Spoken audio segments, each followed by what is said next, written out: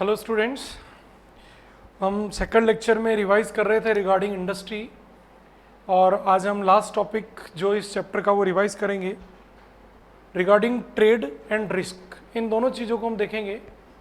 सबसे पहले जो हमने कहा था कि जो बिजनेस है उसमें दो पार्ट हमारे थे, एक तो इंडस्ट्री और एक ट्रेड। तो ट्रेड वाला पार्ट आज हम देखने वाले हैं। और एक चीज़ मान के चलें स्टूडेंट की, प्रैक्टिकल पॉइंट ऑफ व्यू से ये चीज़ें रूटीन लाइफ में भी आपकी काफ़ी ज़्यादा यूज़ आती है। तो आपके माइंड में बिल्कुल क्लियर होना चाहिए कि होम ट्रेड क्या होता है, फॉरेन ट्रेड क्या होता है। तो जनरली मैंने आपको ऑर्डिनरी लैंग्वेज में सब कुछ समझाया था, फिर भी अपन आज फास्ट ट्रैक पे रिवाइज करेंगे इसको कि होम ट्रेड तीन तरह का होगा: local trade, state level and national level. Local trade क्या है? अगर कोई बिजनेसमैन अपनी खुद की सिटी में, with in city, with in village, with in particular area अगर काम करता है तो वो होम ट्रेड है। लेकिन दूसरा, आपका थोड़ा बिजनेस बड़ा है, भिलवाड़ा का कोई डीलर है, अजमेर में भी गुड्स बेचता है, जयपुर में भी उसका बिजनेस है, जोधपुर में भी है, और कहीं ना कहीं राजस्थान के अंदर अंदर ही है, बियॉन्ड राजस्थान नहीं है, स्टेट के अंदर है, अपनी राजस्थान की लिमिट के अंदर वो काम कर रहा है, तो वो चीज़ अपने आप में होगी स्टेट लेवल। और स्टेट लेवल को अपन एक वर्ड यूज करते हैं, स्टेट लेवल की एक वर्ड यूज होता है इंट्रा स्टेट। जब किसी स्टेट के अंदर ही आप काम करेंगे तो वो चीज़ कहलाती है इंट्रा स्टेट लेवल या विद इन स्टेट। ये सेकंड लेवल हो गया, थोड़ा बिजनेस बड़ा है। लेकिन तीसरा नेशनल लेवल, और इसको अपन कहते हैं इंटर स्टेट। बेटा वो था इंट्रा स्टेट और ये है interstate, one state to another, एक स्टेट से दूसरे स्टेट में। हमारा बिजनेस राजस्थान में नहीं, महाराष्ट्र में, एमपी में, दिल्ली में, सब जगह आपस में चलता है। हम गुड्स दिल्ली में भी बेचते हैं, बॉम्बे में भी बेचते हैं, वहाँ से भी मंगाते हैं, तो हमारा लेवल बड़े लेवल का बिजनेस है। तो वो चीज़ कहलाएगी आपका नेशनल लेवल या इंटर स्टेट। और इसी के साथ में wholesale trade and retail trade. बड़ा बिजनेस में अगर हम चैनल की बात करें तो किसी भी बिजनेस का चैनल चार हिस्सों में डिवाइड होता है। सबसे पहला होता है मैन्युफैक्चरर, जो चीज को प्रोड्यूस करता है, तो मैन्युफैक्चरर होता है। फिर होता है होलसेलर, फिर होता है रिटेलर, और लास्ट होता है कंज्यूमर। चीज को प्रोड्यूस कौन करता है? मैन्युफैक्चरर प्रोड्यूस करता है। इंडस्ट्री में गुड्स बनता है, इंडस्ट्री देती है होलसेलर को, इकट्ठा गुड्स दे देती है होलसेलर को। होलसेलर मान लिया इकट्ठी 10,000 जीन्स का ऑर्डर उसने फैक्ट्री को दिया और फैक्ट्री ने बना के होलसेलर को 10,000 जीन्स दे दी। अब वो होलसेलर क्या करता है? जितनी रिटेल शॉप्स हैं, किसी को 50 जीन्स, किसी को 100 जीन्स, किसी को 500 जीन्स, इस तरह से दे देता है। तो होलसेलर ने दे दिया रिटेलर को, और रिटेलर किसको देता है? आप और हम जैसे कंज्यूमर को। तो कोई मास लेवल पर, बड़े लेवल पर बिजनेस करेगा तो उसको हम होलसेलर बोलेंगे, और जो छोटे लेवल पर जो कंज्यूमर को डायरेक्ट देगा उसको हम रिटेलर बोलेंगे। तो ये एक जनरल चीज़ थी हमारी कि बिजनेस किस लेवल पे होता है। तो देखो, local trade limited to some village और टाउन और डिस्ट्रिक्ट। स्टेट ट्रेड क्या हुआ? Trading about the local level, local level से बाहर जा रहे हैं। In trade on the state level, आप लोकल लेवल से बाहर जा रहे हैं, स्टेट के अंदर अंदर काम कर रहे हैं, वो चीज़ आपकी हो गई। और इंटर स्टेट क्या हुआ? Different state of the country, country के अलग अलग स्टेट में आप गुड्स बेच रहे हैं, तो वो हो गया एक तरह से आपका inter state. Wholesale trade means buying of goods in large quantity from the producer और मैन्युफैक्चरर। मैन्युफैक्चरर से बड़े क्वांटिटी में आप गुड्स खरीद रहे हैं, मतलब आप होलसेलर हैं। और स्मॉल क्वांटिटी में अगर आप गुड्स खरीदेंगे, किससे? होलसेलर से, तो आपको कहा जाएगा रिटेलर। तो ये दो चीज़ हो गई। फिर बात आती है फॉरेन ट्रेड की। फॉरेन ट्रेड में बच्चों तीन चीज़ें: इंपोर्ट, एक्सपोर्ट और इंटरपोर्ट। इंपोर्ट क्या है? फॉरेन से गुड्स मंगाना, goods purchase from other country, वो इंपोर्ट है। Goods sell to another country, वो एक्सपोर्ट है। तो इंपोर्ट क्या है? Businessman of country buy some goods from the businessman of another country. आप दूसरी कंट्री के बिजनेसमैन से गुड्स खरीद रहे हैं। मैंने चाइना से गुड्स खरीदा, ये इंपोर्ट होगा। मैंने चाइना के डीलर को गुड्स सेल किया, ये एक्सपोर्ट होगा। और इंटरपोर्ट क्या है? मैंने चाइना से गुड्स मंगाया, चाइना से मंगा के उसको श्रीलंका भेज दिया, एक कंट्री से मंगा के दूसरी कंट्री में भेज दिया, ये चीज़ कहलाती है इंटरपोर्ट। तो 3 तरह की चीज हो गई, country import some goods from another country and then export the same goods to some third country, तो ये अपने आप में इंटरपोर्ट हो गया। फिर देखिए ऑक्सिलरी टू ट्रेड क्या होते हैं बेटा, सपोर्टिंग पर्सन कौन होते हैं, हिंड्रेंस ऑफ पर्सन, 2 पर्सन के बीच में जो कॉन्फ्लिक्शन है उसको करने के लिए मिडिल मैन होते हैं। होलसेलर, मैन्युफैक्चरर और रिटेलर के बीच में कौन होता है, होलसेलर। 2 पर्सन के बीच में डीलिंग करनी हो तो कई बार एजेंट आते हैं, एजेंट के थ्रू डीलिंग प्रॉपर होती है, प्रॉपर तरीके से गाइडलाइन होती है। प्लेस, एक जगह से दूसरी जगह पहुंचाना हो गुड्स, किसको काम में लोगे, ट्रांसपोर्ट। टाइम की बात करें, वेयर हाउसिंग हेल्प करेगा इसके लिए आपकी। रिस्क है तो आप इंश्योरेंस कराएं, फाइनेंस करवाना तो बैंक के पास जाएं, और अगर आपको अपनी इंफॉर्मेशन अपने प्रोडक्ट के बारे में लोगों को अवेयर करना है तो आप एडवर्टीजिंग एजेंसी के पास जाएं। तो ये चीज़ें आती थी एक तरह से ट्रेड में। अब बेटा हम बात करेंगे रिगार्डिंग रिस्क, बिजनेस रिस्क। अब उस रिस्क में अगर हम बात करें, शायद जहाँ तक मैंने देखा था कुछ PDF इसकी प्रॉपर शेयर नहीं हो पाई थी, तो आज जब मैं ये वीडियो डालूंगा तो रिस्क वाले जो ये PDF है ये प्रॉपर तरीके से आपको वापस मैं पोस्ट कर दूंगा। तो अगर कोई आपको किसी चीज़ को समझने में या लिखने में दिक्कत आई हो तो आप इसको कंप्लीट कर सकते हैं। तो इससे रिलेवेंट एक चार्ट हमने देखा था, एक चार्ट आपके साथ शेयर हुआ था। देखिए बिजनेस रिस्क, अगर इसकी नेचर की बात करें, रिस्क की नेचर क्या है, देखो जब भी आप कोई बिजनेस करेंगे, हमने पहले भी एक चीज़ पढ़ी थी ऑब्जेक्ट ऑफ बिजनेस या फीचर्स ऑफ बिजनेस में, कि बिजनेस में हमेशा रिस्क इन्वॉल्व होती है। केवल और केवल बिजनेस करना मतलब बेड ऑफ रोजेस हो ऐसा नहीं है, यहां पर कहीं ना कहीं रिस्क है, लॉसेस होने के भी चांसेस है। अगर प्रॉफिट ही प्रॉफिट होता तो हर पर्सन ही बिजनेस करता, तो बिजनेस में हमेशा रिस्क इन्वॉल्व होती है।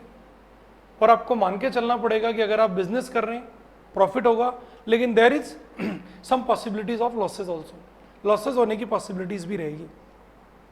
तो risk is the result of uncertainty, अपने आप में रिस्क अनसर्टेनिटीज है, रिस्क अनअवॉइडेबल होती है सॉरी रिस्क अनअवॉइडेबल है, आप चाहें कि हर बार रिस्क खत्म हो जाए, it's not possible. Degree of risk varies with size of business, जितना बड़ा बिजनेस रिस्क का अमाउंट उतना ही बड़ा होगा।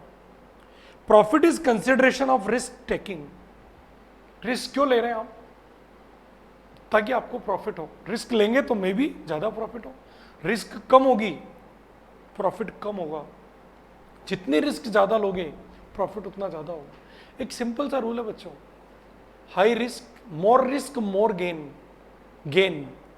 गेन मतलब इनकम, जितने रिस्क ज्यादा होगी गेन होने के चांसेस उतने ज्यादा होंगे, और जितने रिस्क कम लोगे गेन या इनकम होने के चांसेस भी उतने कम होंगे। तो मोर रिस्क मोर गेन, एक सिंपल से एग्जांपल से मैं समझाता हूं। मेरे पास 10 लाख रुपए हैं, मैं चाहता हूं कि मैं रिस्क लूं और बड़ा बिजनेस करूं, तो मे भी 10 लाख डूब जाएं, और ये भी हो सकता है कि बहुत कम टाइम में 10 लाख के 20 लाख भी हो जाए। लेकिन मुझे लगता कि नहीं, मुझे मेरा पैसा सेफ चाहिए, मैं कोई रिस्क नहीं लेना चाहता, मेरे को पैसे डुबोने नहीं है। क्या करो, बिजनेस मत करो, बैंक में डिपॉजिट करा दो, कोई रिस्क नहीं, इंटरेस्ट मिलता रहेगा, लेकिन साल का 1 लाख 1.5 लाख इंटरेस्ट बस मिलेगा, उसी में सेटिस्फाइड होना पड़ेगा। रिस्क कम लोगे तो गेन भी कम होगा। Risk depends in the nature of business, but अलग अलग बिजनेस के नेचर है, जहाँ रिस्क किसी बिजनेस में ज्यादा होती है, किसी बिजनेस में कम होती है। कुछ बिजनेस में जहाँ रेट्स में बहुत ज्यादा अप डाउन होते हैं, रेट कभी ज्यादा कभी कम इतनी ज्यादा होती है, तो उन बिजनेस में रिस्क ज्यादा है। और कुछ बिजनेस ऐसे जिसमें बहुत कम रिस्क होती है, किराना का बिजनेस है, ठीक है, रूटीन में गुड्स खरीद रहे हैं बेच रहे हैं, तो वहाँ रिस्क कम होती है। तो बिजनेस रिस्क नेचर पर भी डिपेंड करती है। अब बेटा यहाँ जो बात आएगी कि कॉजेस क्या है, बिजनेस रिस्क के क्या कारण है, रिस्क क्यों है। सबसे पहला natural, seasonal changes, geological changes and other natural calamities, बाढ़ आना, अकाल आना, अर्थक्वेक आना, ये कुछ नेचुरल सीजनल चेंजेस। बाढ़ आ गई, बहुत तेज पानी हुआ, पूरी फसल खराब हो गई, या हमारे कपड़े की फैक्ट्री थी, बाढ़ आई, पानी भर गया, खराब हो गया, तो ये सारे नेचुरल कॉजेज जो हमारे हाथ में नहीं है। Act of God, act of God के कारण जो हमें नुकसान हुआ है वो सब नेचुरल कॉजेज है। एक्ट ऑफ गॉड के कारण जो हमें नुकसान हुआ है वो सब नेचुरल कॉजेज है। तो इसको डिटेल से अगर आप देखें तो पूरा डिटेल से दे रखे नोट्स में। अगर हम बात करें सबसे पहला रीजन, देखो ये तीनों seasonal changes, geological changes and other natural calamities. तो यहाँ स्टॉर्म, फ्लड्स, ड्रॉट्स, स्नोफॉल, ये सारी चीज़ें हैं जिससे अपन बात करते हैं कि कहीं ना कहीं हमें नुकसान हो रहा है, अर्थक्वेक आ रहा है। तो ये एक तरह से कौन से हो गए, जो ये तीनों हैं नेचुरल कॉजेज हैं। इसको अलग अलग डिटेल से याद करने की जरूरत नहीं है, ये नॉर्मल अपने आप में देखा जाए तो एक ही तरह की चीज़ हो गई।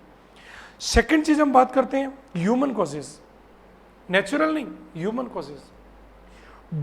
अब आपको ये पता होना जरूरी है, केस स्टडीज में क्या आएगा बच्चों, अगली क्लास में मैं आपको केस स्टडी पढ़ाऊंगा इसी चैप्टर की, वो हमारी लास्ट क्लास होगी, कि आपको ये जज करना, ये आइडेंटिफाई करना कि रिस्क कौन सी है, नेचुरल है, ह्यूमन रिस्क है या अदर कोई और रिस्क है।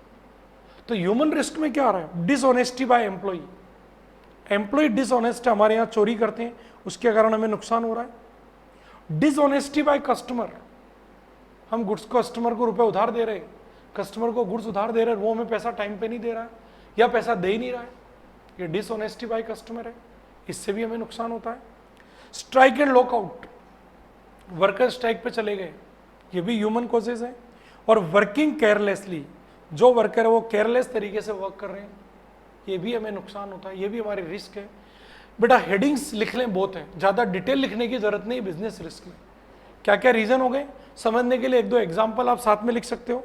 जैसे डिसऑनेस्टी बाय कस्टमर है तो केवल अपन कह सकते हैं कोई कस्टमर है पेमेंट करने से रिफ्यूज कर रहा है। स्ट्राइक है, अपने आप में ही चीज़ क्लियर है। केयरलेस है, अपने आप में ही चीज़ क्लियर है। अंदर सेंटेंस लिखने की आपको जरूरत नहीं है, हेडिंग इनफ है। इकोनॉमिक कॉजेज, पहला क्या था, नेचुरल। सेकंड ह्यूमन कॉजेज, जिसमें वर्कर डिसऑनेस्टी, चोरी कर रहे हैं, एम्प्लॉई हमारे यहाँ चोरी कर रहे हैं, कस्टमर हमको पैसा नहीं दे रहे हैं, वर्कर स्ट्राइक कर रहे हैं, केयरलेस काम कर रहे हैं, ये सब ह्यूमन कॉजेज हैं। फिर इकोनॉमिक कॉजेज क्या है, केवल हेडिंग्स लिखनी है आपको, फिर मैं कह रहा हूँ डिटेल की जरूरत नहीं है। Changes in fashion, economic causes, fashion में चेंज हो गया,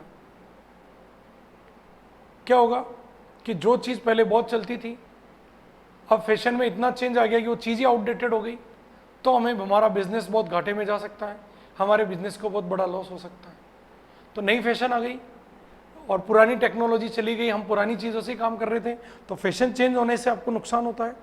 changes in prices, effect of competition and providing facility to consumer, ये कुछ रीज़न है, ये कुछ रीज़न है जिससे हमारा एक तरह से बिजनेस रिस्क है, और ये भी इकोनॉमिक कॉजेज में आता है। तो changes in fashion, changes in prices, price में बहुत फ्लक्चुएशन आ गई। हम जो चीज़ बनाते हैं 100 रुपये में बेचते थे, अब बाहर से आने लग गई वही चीज़ 60 रुपये में आने लग गई, प्राइस में बहुत बड़ा चेंज आ गया, ऑब्वियस हमको नुकसान होगा। कंपटीशन हुआ तो भी प्राइस कम करनी पड़ेगी, कस्टमर आपके डाइवर्ट होंगे तो भी नुकसान है। और facility to consumer, when trader provides some special facility to consumer, it causes a business risk to other traders। अगर आप कंज्यूमर को अदर फैसिलिटी दे रहे हैं तो दूसरे ट्रेडर के लिए कहीं ना कहीं खर्चे बढ़ेंगे और ये भी रिस्क में आएगा। तो ये हो गया बच्चों इकोनॉमिक कॉजेज। और जो लास्ट है अदर कॉजेज, उसमें सब समरी वही आ रही है, इसको कोई ज़्यादा आपको अलग लिखने की ज़रूरत नहीं है, इसको आप अवॉइड करें तो भी चलेगा।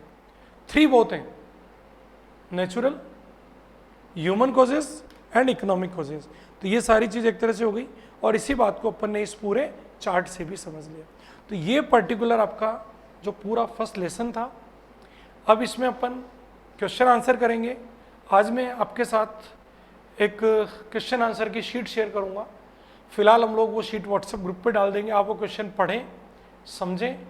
कल उन क्वेश्चंस में जो भी किसी तरह की कोई क्वेरीज होगी या उस क्वेश्चन में किसी भी तरह के कुछ समझाने की चीज़ें होगी तो वो मैं ज़रूर आपको इसमें बताऊंगा। तो कुछ 7-8 केस स्टडीज़ हैं इस चैप्टर से रिलेवेंट, तो वो केस स्टडीज़ आपके साथ आज ग्रुप में शेयर की जाएगी। तो आप इस रिवीजन को भी पढ़ें और वो केस स्टडी के क्वेश्चंस भी करें। कल की क्लास में ये जो केस स्टडी से रिलेवेंट क्वेश्चंस मैंने दिए हैं ये आपको मैं अच्छे से करा दूँगा। Okay, thanks student, thanks a lot.